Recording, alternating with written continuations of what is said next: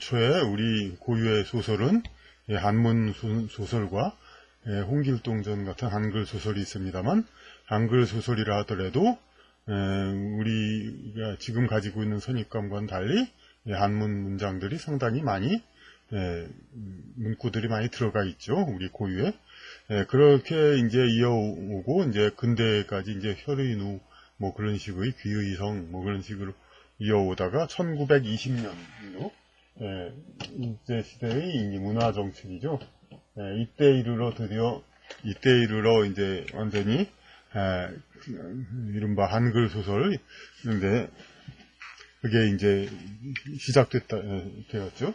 그리고 여기서 큰 차이는 이제 물론 홍길동전, 뭐 혈의누 이런 것도 다 한글 위주로 써 있습니다만은 이제 이 한문을 많이 집어넣다 보니까 이게 전체의 흐름 걸 좀 생각을 해야 되고 여러 가지 이제 좀 고충이 많았죠. 이제 한글 그대로 이제 쓰자니 이제 그 문장 뜻을 어떻게 그대로 전달하기가 힘들었고 그런 그 단어의 뜻을 그런데 한자를 괄호 안에다 넣어가지고 하는 것을 이제 이때 원칙으로 이제 시작을 했죠.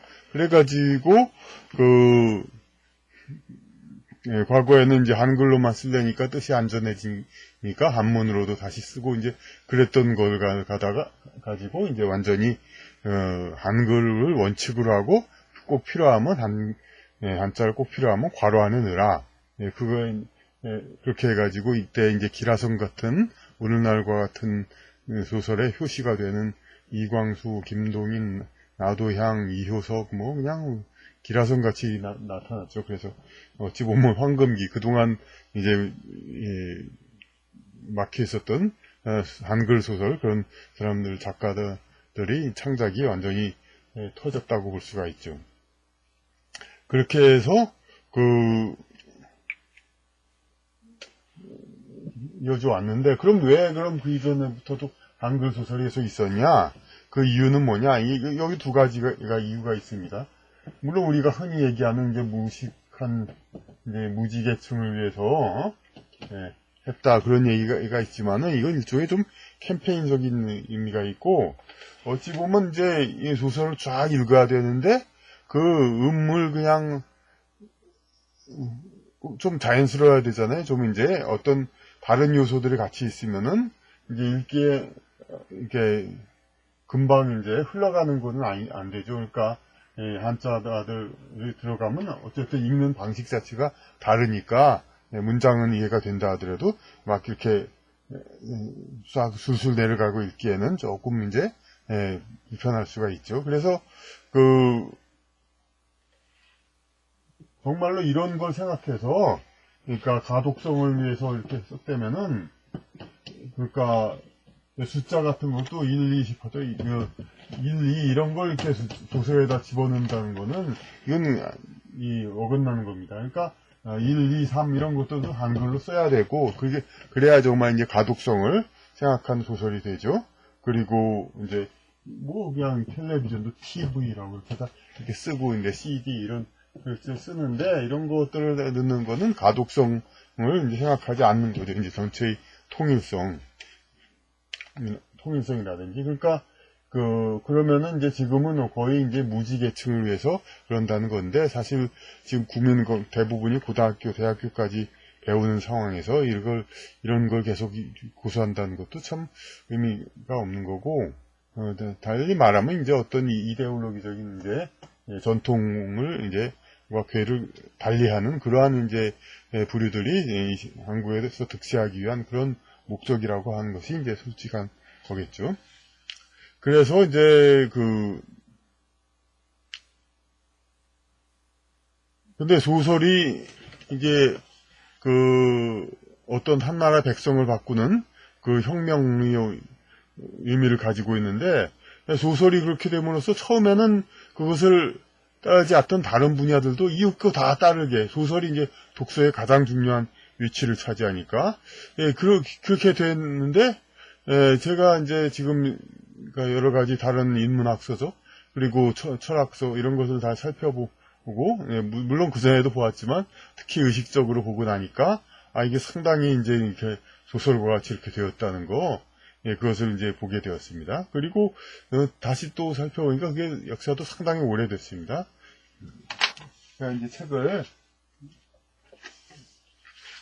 드리겠습니다. 요거는 이제 물론 70년대에도부터 나왔었지만은 90년대에도 있던 책입니다. 여기는 이제 그 한자를 이제 그대로 쓰는 이제 특별히 그러니까 그런 방식으로 조판된 의류문화사의 사상 전집입니다. 근데 요거는 이제 비슷한 시기에 나온 미문 출판사라고 하는데, 그러니까 역시 이제 새로판으로 나왔는데 지금은 새로 쓰기라고 하면 상당히 옛날 일로 생각을 하죠. 그런데 그럼에도 불구하고 여기서도 이제 철학서를 쓰는데 한글로 쓰고 한자는 괄호 안에 넣는 거, 이걸 하려고 아주 애를 썼다는 그것이 이미 나와 있습니다. 1970년, 1980년대에 나온 건데, 그리고 요거는 1970년도에 나옵니다. 이제 그때는 더 작은 사이즈가 더 있었기 때문에 옛날에는. 그런데 여기서도 그러니까 이 책보다도 더 오래된 건데, 이 책은 한자를 그대로 썼지만 이 책은 그 역시 또 한자를 괄호 안에 넣는 그런 식으로 이제 썼습니다. 그러니까 이미 새로 쓰기가 아직 있었던 그 시기에까지도 이제 그 한글 전용 원칙으로 하고 한자를 괄호 안에 넣는 그런 방식이 많이 있었던 것입니다. 근데 이렇게 씀으로써, 근데 왜 이렇게 됐냐? 이 학문의 자유가 뭡니까? 진리를 추구하는 거죠. 진리를 추구하는 데 있어서 언어는 수단입니다. 언어는 수단인데 왜 학문 그 자체를 지배하게 되는가? 왜 수단에 우리가 학문을 하는 사람들이 맞춰야 하는가? 이게 참 아이러니합니다. 그리고 사실 철학뿐만 아니라 수학, 공학, 여러 가지 과학 서적들도 마찬가지입니다. 예. 그런데 왜 그렇게 됐냐? 각 분야 전문가 학자들이 그렇게 자존심이 없나? 소설이 한번 그랬다고 해서 일제히 소설을 따라가지고, 그러니까 이때 80년대, 90년대까지만 해도 한글 전용 소설은 이미 1920년대부터 있었는데, 90년대까지도 이제 소설을 전적으로 따르지는 않았는데, 그런데 어떻게 지금은 전부 다 그렇게 따르게 되었나? 이것이 참으로 각 분야의 학자들, 진리 탐구를 최우선으로 생각하는 그런 고매한 인격의 그런 학자들이 그렇게 자존심이 없나? 참 아이러니합니다. 이제 어떻게 해서 그렇게 됐는지, 대중소설을 따라서 그냥 철학이든 과학이든 그냥 이렇게 바뀌어졌는가, 이게 참. 그런데 다시 곰곰 생각해 보면은 그게 이유가 또 설명이 되기도 합니다.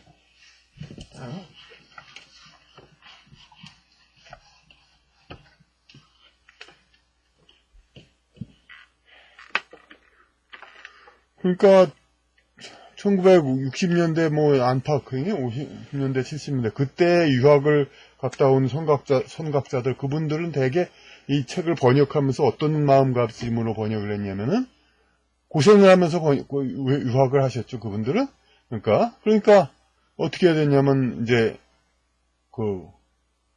나는 우리 세대에서는 이렇게 고생하면서 외국의 앞선 학문을, 선진학문을 배우려고 고생을 했지만 앞으로 후배들은 우리가 이제 번역한 책을 가지고 그 나름대로 우리 국내에서 학문을 발전시키고 그렇게 해서 우리 조국을 부강하게 한다.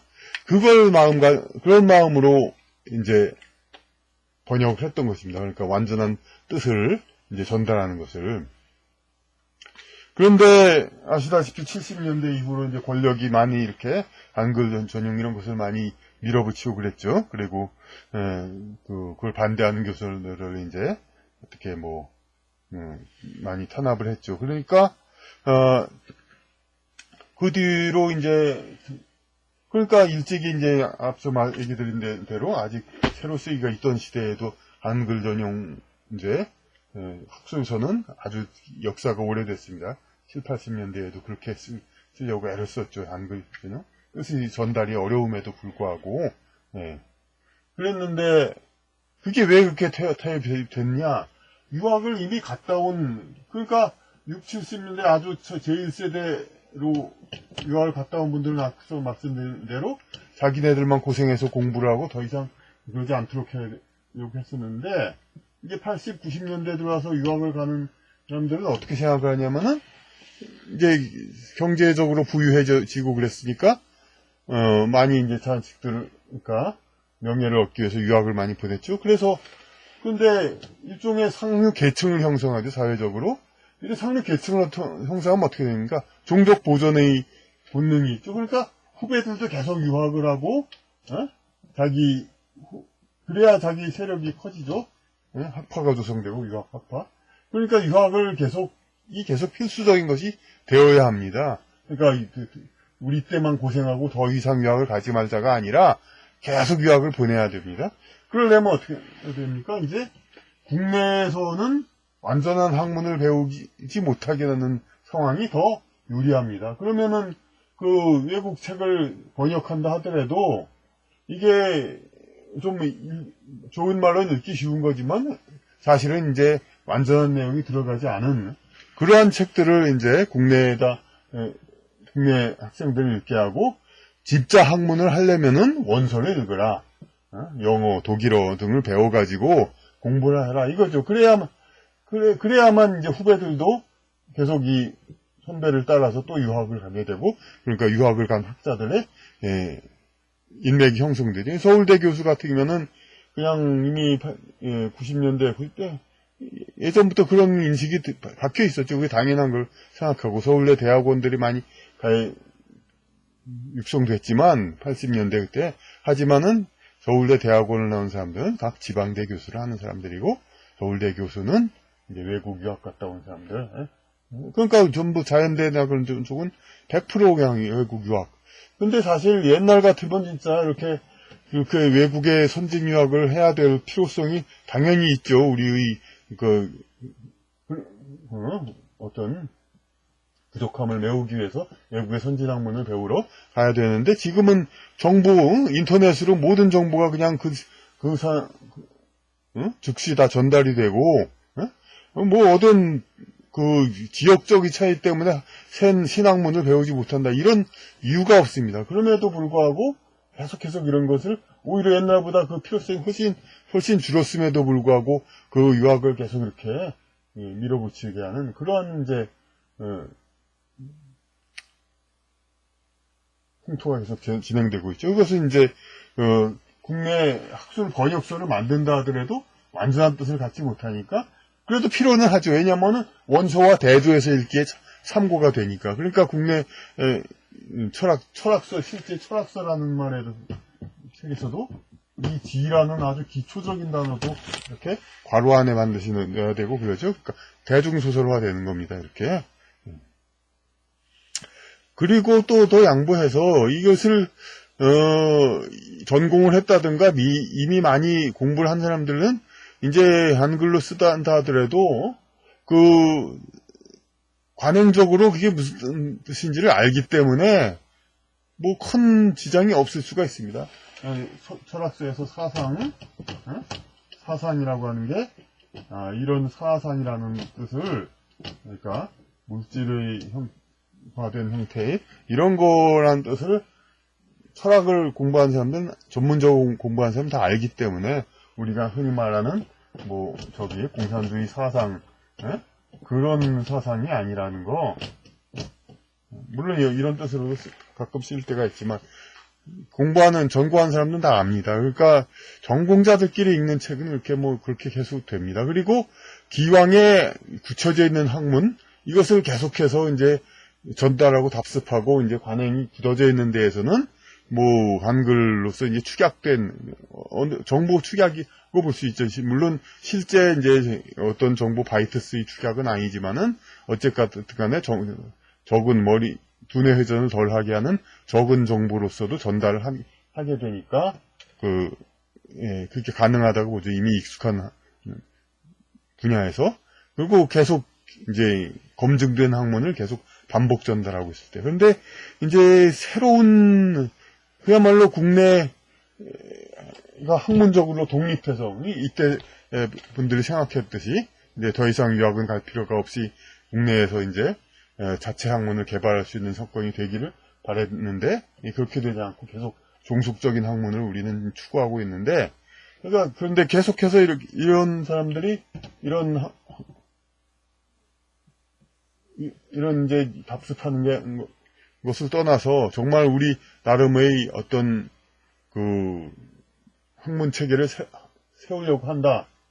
그러려고 하면은 그때는 완전한 그러니까 용어 자체도 반드시 뭐 관행적인 용어가 아닌 새로운 용어도 많이 있을 거 아닙니까? 그리고 그 창의적인 새로운 뜻을 위해서 많은 이제 신주어도 있어야 되고 그럴 경우에는 이런 체계로서는 이게 불가능하다는 것이 나오게 됩니다. 그러니까 이것이 그러니까 지금 우리 계속 통용되고 있는 한글 전용 문화에 관해서는 제가 뭐 계속 전에도 얘기했듯이 창조적인 것을 위해서 계속 그것이 힘들었다 한 건데 그나마 문학은 이제 대중성을 하도 이제 얘기를 하니까 그렇게 뭐 과로 안 해놓는 거기에 이야기가 되는데 철학에서도 학문에서도 전혀 이제 그런 것을 이제 이걸 읽기 힘든 사람을 위해서 이렇게 반드시 그렇게 해야 되는가 이제 이렇게 하고 이제 한 번 쓰고 난 다음에 그냥 지라고만 하는 거죠. 이제 그렇게 하는데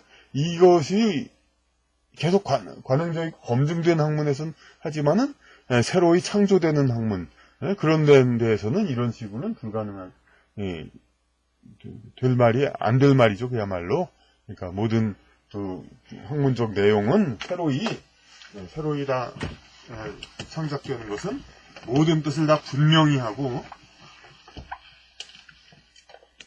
모든 새로운 단어 뜻은 전부 분명하게 전달하는 것이 이른바 쉽게 이제 읽기 편하게 전달하는 것. 실제 읽기 편한지도 모르겠지만 그렇게 전달하는 것보다 더 옳습니다. 그러니까 앞으로 이제 새로운 창작 이런 창작이라보다 창조적인 그런 이제 그 학술 활동을 하는 분들은 이런 언어가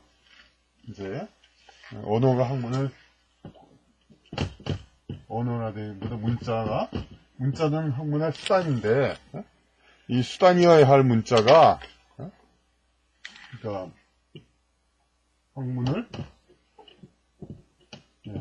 다스리는 이런 체제 이거는 이제 벗어나야 합니다. 그러니까 문자는 어디까지나 학문 연구를 위한 수단이지 문자 정책 이것에 학문을 이제 억눌리는 거 이것은 이제 옳지 못하다고 보겠습니다. 그러니까 진정한 이제 학자라고 자부하는 이제 그 분들이라면은 이런 문자 정책에 억눌려 가지고 학문의 자유, 학문 표현의 효율성 이런 것을 희생하는 그런 일은 없어야 하겠습니다.